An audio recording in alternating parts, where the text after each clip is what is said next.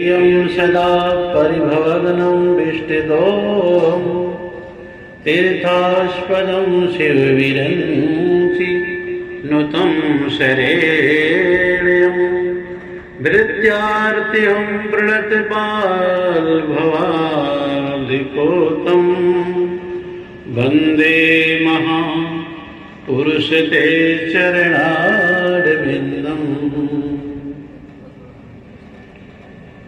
चेतन ब्रह्मनंद के कंद स्वच्छंद स्वतंत्र जो अंतर्यामी अवतार अनंत धरे भगवंत कृपा निधि संतन के हित स्वामी चित नीर कृशानुसमीश आदिक देह रचोयपनो अनुगामी हरि हेतु लखैतु भजे रघुनाथ गोविंद गोविंद नमामि नमामि गोविंद गोविंद नमामि नमामि।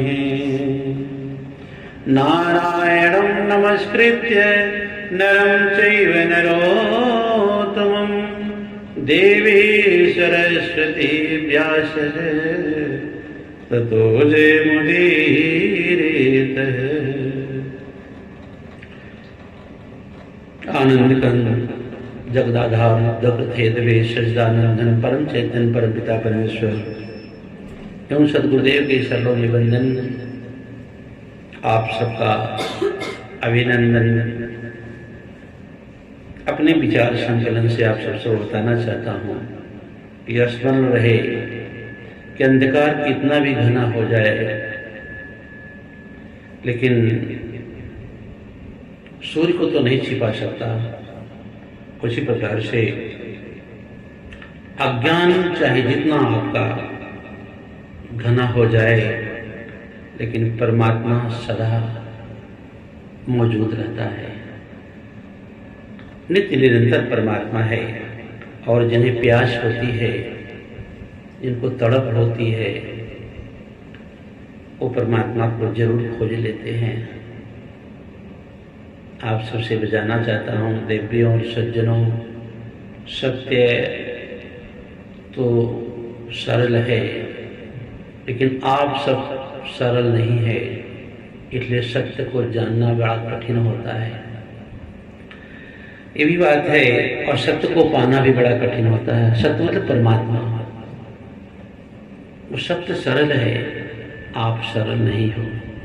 अहंकार को छोड़ो और अपनी पूजा मतलब अपनी मान्यता कम कर दे तो कहते हैं अहंकार छोड़ देने का नाम ही परमात्मा है। जो अहंकार को छोड़ा वो अपने देहरी से ही परमात्मा का दर्शन कर लेगा। अहंकार विवात्मा करता ही मनते। अहंकार में व्यक्ति स्वयं अपने को ही महान बन जाता है और प्रकृति उससे विमुख हो जाती है, प्रकृति उसका साथ छोड़ देती है। इतना नहीं कहते जिसका अहंकार नहीं मरता वो ईश्वर को कैसे प्राप्त कर सकता है। अहंकार एक चट्टान है कि जो हमको परमात्मा को देखने नहीं देता, जो समग्र को देखते नहीं देता, जो ईश्वर और परमात्मा और सद्गुरु की वाणी को स्वीकार करने नहीं देता। कहते हैं जीवन तो एक बांसुरी की भांति है। जैसी बांसुरी अंदर से खाली रहती है और जैसे आप स्वर लगाते हो वो संगीत पैदा करना शुरू कर देती है, उसी प्रकार से जीवन एक बांसुरी की भांति है। इसमें स्वर सजाओ यदि तो इसमें ऐसी ध्वनि आएगी ना कि जो समग्र को आप अपने में कर सकते हो। कहते हैं जैसे संगीत जितना पैदा होगा उतना आप अंदर से आत्मनिष्ठ होते जाओगे। सत्य को स्वयं को खोजने में गुजारा गया समय व्यर्थ नहीं जाता है। परमात्मा को और स्वयं को अगर जानने में जो समय आप ध्यान में, पूजन में, प्रार्थना में जो समय गंवाते हैं वो व्यर्थ नहीं जाता। यहाँ तक है कि सत्संग में दिया हुआ समय भी व्यर्थ नहीं जाता, मंदिर में दिया हुआ समय भी व्यर्थ नहीं जाता है, और स्वाध्याय स्वचिंतन करने में जो समय व्यतीत होता है वो भी आपका व्यर्थ नहीं जाएगा। अहंकार को स्वयं से मुक्त करना ही ईश्वरत्व है। अहंकार को स्वयं से, अपने से निकाल देना ही ईश्वरत्व है। मतलब ईश्वरीय सत्ता को जानने के लिए, पहचानने के लिए, देखने के लिए अहंकार एक चट्टान है। कहते हैं सोए हुए पुरुषोत्तम को जागृत करना सबसे बड़ी युक्ति है। अपने अंदर जो ईश्वरत्व है, जो पुरुषोत्तम है, उसको जागृत करने की बड़ा एक अनुपम ये समय है कि आप कुछ पल के लिए ध्यान में बैठ करके अपने अहंकार को विलीन कर दो। कहते हैं अहंकार को स्वयं से मुक्त करना एक तपस्या है। स्वयं की यदि पूरी तरह से उघाड़ लें तो आप अभी इसी समय उस ईश्वरीय सत्ता को भली भांति जान सकते हो। स्वयं को विधि से उघाड़ लेना मतलब हम जान लें कि हम कौन हैं। इस शरीर में ये इंद्रियाएं और मैं कौन हूँ। ये इंद्रियां मेरी हैं, मैं इंद्रिया नहीं। मेरी शरीर है, शरीर मैं नहीं हूँ। इंद्रियार्थेषु वैराग्यम अहंकारम एव च और जन्म मृत्यु जरा व्याधि दुर्दोषानुदर्शनम। कहते इंद्रियाओं से जब वैराग्य होगा, मतलब इंद्रियाओं के राग में यदि आप ना पड़े तो कहते हैं वो वैराग की स्थिति है। कहते हैं वैराग की स्थिति में आप अपने से परिचित हो सकते हो, लेकिन ये आएगा कहाँ से? ईशान्य विद्या तपो न दानम ज्ञानम न शीलम गुणो न धर्म ते मृतलोक भूभार भूता मनुष्य रूपेण मृगाश्चरन्ति। कहते जिसके जीवन में ईशान्य विद्या तपो न दानम ज्ञानम न शीलम गुणो न धर्म, जिसके पास ये चीजें नहीं है, न तपस्या है, न दान है, न ज्ञान है, न ध्यान है, ते मृतलोक का कोई भार होता। कहते हुए मृतलोक में एक भार की तरह है। यहाँ पर जो भार की तरह होता वही अहंकारी होता है। जो भार की तरह होता है वही संघर्ष करने वाला व्यक्ति होता है, जो परमात्मा से विमुख रहता है। इतना तक नहीं कहते मनुष्य का संघर्ष जो है, मनुष्य का संघर्ष स्वयं के मैं से पैदा होता है। और यह भी स्मरण रहे कि जब भी आप तुम्हारा मन क्रोध से, घृणा से भरता है तब तुम आसक्त हो जाते हो और तुम्हारा परमात्मा से बिछुड़ना हो जाता है। जब आप क्रोध से, घृणा से, वैमनस्य से भरते हो तो कहते तुम्हारा मन आसक्त हो जाता है और इसमें आप परमात्मा से दूर होने लगते हो। जरा सोच लो 24 घंटे में आपका मन, आपका विचार, आपकी भावनाएं कहाँ रहती हैं। जिस आप परिवार के साथ रहते हो, जिस समाज के साथ रहते हो, जिस स्थान पर रहते हो, जिस जगह रहते हो, वहाँ आपकी भावना, आपका विचार, आपकी बुद्धि की कितनी शुद्धि है ये आप स्वयं निर्णय ले सकते हैं। कहते परमात्मा यानी स्वयं की खोज परमात्मा की खोज है। यहाँ तक कहते हैं जैसे वायुवान,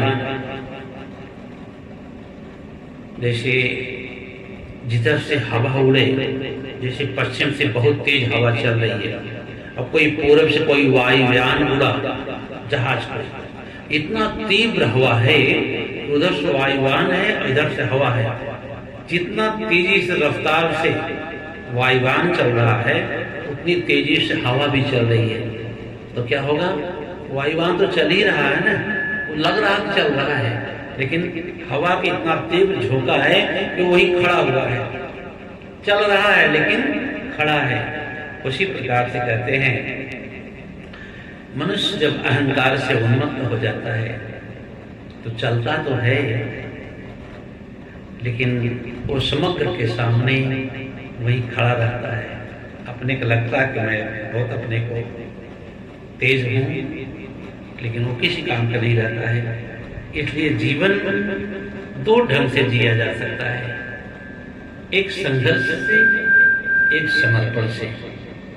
आपको चुनाव करना है, आप इस संसार में कैसे जीना चाहते हो, संघर्ष से जीना चाहते हो कि समर्पण से जीना चाहते हो। यह दो मार्ग है जीने का। पूरा जन्म से लेकर के जीवन की जो यात्रा है मृत्यु तक, इसमें स्वयं निर्णय लेना है कि संघर्ष से जीना ठीक है कि समर्पण से। संघर्ष यदि जीते हो तो उसमें आप देखेंगे परमात्मा या समग्र की मर्जी से आप नहीं जी रहे हो, आप स्वयं की मर्जी से जीना चाहते हो। ये संघर्ष का मार्ग है। संघर्ष का मार्ग मतलब स्वयं आप दृष्टा और सृष्टा बनना चाहते हो, आप स्वयं जीना चाहते हो, सहारा नहीं लेना चाहते हो, समग्र से आप तालमेल नहीं बनाना चाहते हो। समग्र मतलब परमात्मा, समग्र एक प्रकृति, ईश्वर, गुरु, ये समग्र है। आप जब संघर्ष में रहते हो इनसे आप दूर होकर रहना चाहते हो। अपनी बुद्धि, अपना विचार, अपनी भावनाएं आप स्वयं अपना चलाना चाहते हो, इन पर आप निर्भर नहीं रहना चाहते हो। तो कहते हैं, और जो समर्पण का अभाव है, कहते हैं वो अपनी मर्जी से नहीं, वो परमात्मा की मर्जी से ही जीना चाहेगा। संघर्ष में क्रोध है, ईर्ष्या है, द्वेष है, जलन है। समर्पण में, समर्पण कहते हैं आह्लादित भाव है, इतना नहीं। फिर अपनी मर्जी से नहीं चलना चाहे समर्पण में। जो ईश्वर सत्य सत्ता है, जो परमात्मा सत्ता है, जो गुरु सत्ता है, गुरु तत्व जो है, उनके अधीन होकर के, उनके अनुकूल होकर के वो अपना जीवन चलाना चाहे। तो संघर्ष में विवाद है, संघर्ष में अहंकार है, संघर्ष में घृणा भी हो सकती है, क्रोध भी हो सकता है। लेकिन समर्पण से अगर चलते हैं, अपने को समर्पित न्यौछावर कर देना, फिर ईश्वरी सत्ता जैसे चाहे वैसे छिपावे। हम राजी उसमें हैं जिसमें उसकी रजा है, हमको इसमें भी मजा है, उसमें भी मजा, मतलब दुख में भी मजा है, सुख में भी मजा है, लेकिन हम राजी उसमें हैं जिसमें उसकी रजा है। ये वह समर्पण का पाठ। कहते हैं यदि इस समग्र के साथ एक हो तो समर्पण है। इस समग्र मतलब प्रकृति के साथ, परमात्मा के साथ, सदगुरु के साथ अगर आप उनकी वाणी में हो तो कहते वहां समर्पण है। संघर्ष लाएगा तनाव, ईर्ष्या, क्रोध, अशांति। और समर्पण क्या लाएगा? शून्यता, शांति, आनंद और अंत में परम ज्ञान। ये समर्पण का भाव है। आप जीना कैसे चाहते हो? यदि आप परमात्मा की स्थिति में आते हैं, कहते हैं संघर्ष से बढ़ेगा अहंकार, परंतु समर्पण से घटेगा अहंकार। अब देख लो, संघर्ष करो तो अहंकार बढ़ेगा, और समर्पण में अगर हो जाओ तो अहंकार घटेगा। संसारी यही है जो संघर्ष कर रहा है। अब अपने को आप पहचानो मैं कौन हूं। आप संसारी ऐसा नहीं कपड़े बदल लिए तो संन्यास और संसारी हो गए, ऐसा नहीं, भावनाओं की बात है। यदि आप संघर्ष में हमेशा प्रयत्न हैं, शील हैं, तो आप जानो संसारी हो। और जो समर्पित भाव से जी रहा वो संन्यास है, वो संत है। आप गृहस्थ संत बन सकते हो, आप गृहस्थ धर्म में रहकर भी संत जगा सकते हो। ऐसे नहीं कि आप निकल पड़े, विवाह शादी हुआ नहीं, लड़के बच्चे नहीं हुए, संसार नहीं बसाए तो आप जो है सन्यासी हो गए, और आपके साथ सारी संसार की व्यवस्थाएं हैं तो आप संसारी हो गए। ऐसा नहीं, आपके भावनाओं के ऊपर है कि आप किस भावना से संसार को देखना चाहते हो। जैसे चश्मा लगाया हुआ है, ये सफेद चश्मा है तो सफेद सफेद दिख रहा है, अगर काला चश्मा लगाए तो काला काला दिखेगा, लाल चश्मा लगाओ तो लाल लाल दिखेगा, हरा चश्मा लगाओ तो हरा हरा दिखेगा। आपका चश्मा कैसा है, मतलब आपका भाव कैसा है, देखने का नजरिया कैसा है संसार का। यदि आप संघर्ष के भाव से देखते हो तो ईर्ष्या है, क्रोध है, द्वेष है, बहुत से आपकी दृष्टि बदलती जाएगी। और आप यदि समर्पण भाव में है तो संन्यास जगेगा आपके अंदर। कहते हैं प्रेम भाव एक चाहिए, भेष अनेक बनाए, भावे घर में बास कर, और भावे वन में जाए। भावे वन में जाए। प्रेम भाव एक चाहिए, भेष अनेक बनाए। आपका एक प्रेम ठहरने वाला हो, दर बदल बदलने वाला नहीं है। जैसी स्थिति परिस्थिति आ जाए हम बदल लें, जैसे लोग मिले वैसे बदलते जाए। नहीं, आप समाज के प्रति इतना आभार प्रकट करो कि प्रभु तुम अगर है, तेरी कृपा है प्रभु जो आप सुबह मुझे जगाया है, तेरी करुणा है प्रभु जो आपने मुझे बुद्धि दिया है, जो ज्ञान दिया है, ये तेरी मर्जी से मेरा जीवन चल रहा भगवान। ये भाव आवे तो पहले ये संसार भर का ऐश्वर्य, ये संसार भर का पदार्थ हमें अपने आकर्षण में न बांधे, हम तेरे आकर्षण में बंधे रहे। यह समर्पण का भाव। अब आपको चुनाव करना, आप कैसे जीना चाहते हो। कहते हैं यदि आप तुम्हारी अपनी कोई चाह न हो तो कहते हैं गुरु भगवान की मर्जी के अनुकूल तुम्हारी कोई चाह न हो, उस चाह पर तुम्हारी चाह हो जाए। तुम्हारी कोई चाह न हो अपनी, जो सदगुरु भगवान की चाह हो उसी में तुम्हारी चाह लग जाए, पर तुम्हारी इच्छा हो जाए। ऐसा बात जहां नाथ रख दो वहीं पर रहूंगा। ये समर्पण का भाव है। संत भाजन में गाया जाता नहीं कि जहां नाथ रखे दोगे वहीं पर रहूंगा, जहां ले चलोगे वहीं मैं चलूंगा, जहां नाथ रखे दोगे वहीं पर रहूंगा। ये समर्पण है। जहां नाथ रखे दोगे वहीं पर रहूंगा, जहां ले चलोगे वहीं मैं चलूंगा, जहां ले चलोगे वहीं मैं चलूंगा, जहां नाथ रखे दोगे वहीं मैं रहूंगा।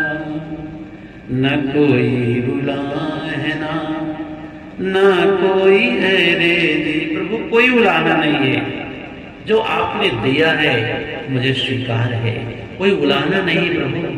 आप मंदिर जाओ, प्रार्थना करो, पूजा करो, आप निष्काम भाव से करते हो तो समर्पण का भाव है। अगर कोई कामना लेकर के पूजा प्रार्थना करते हो, कोई मांग लेकर के पूजा करते हो, तो आप जानो कि संघर्ष में खड़े हो। न कोई उलाहना न कोई अरे जी, कर ले करा ले प्रभु जी जो है तेरी मेरे जी, कर ले करा ले प्रभु जी जो है तेरी मेरे जी। तुम्हें छोड़ कर अब मैं किससे कहूँगा, तुझे छोड़ कर अब मैं किससे कहूँगा, जहाँ ले चलोगे वहीं मैं चलूँगा, जहाँ नाथ रखे दोगे वहीं पर रहूँगा। दयानाथ दैनी मेरी अवश्य था। हे भगवान, बाल काल से संसार के संसर्ग में जीवन व्यतीत हुआ है। यहाँ बहुत से आलस थे, बहुत से क्रोध थे, यहाँ पर बड़ा भयमनस संसार है। ये संसार सरकने वाला है, संसारतीत संसार है। इस सरकने वाले संसार को हम पकड़ना चाहे, इस सरकने वाले संसार को हम अपने अधिकार में रखना चाहे। प्रभु यही भूल मेरी हुई जो हम हमेशा संघर्ष करते रहे, लेकिन प्रभु ऐसी कृपा करो। हे दयानाथ, दयानाथ दैनी मेरी अवश्य था, तेरे हाथ में है मेरी सारी व्यवस्था, तेरे हाथ में है मेरी सारी व्यवस्था। जो कुछ कहना होगा अब तुम्हीं से कहूँगा। जहाँ ले चलोगे वहीं मैं चलूँगा। जहाँ ले चलोगे वहीं मैं चलूँगा। जहाँ ले चलोगे वहीं मैं चलूँगा।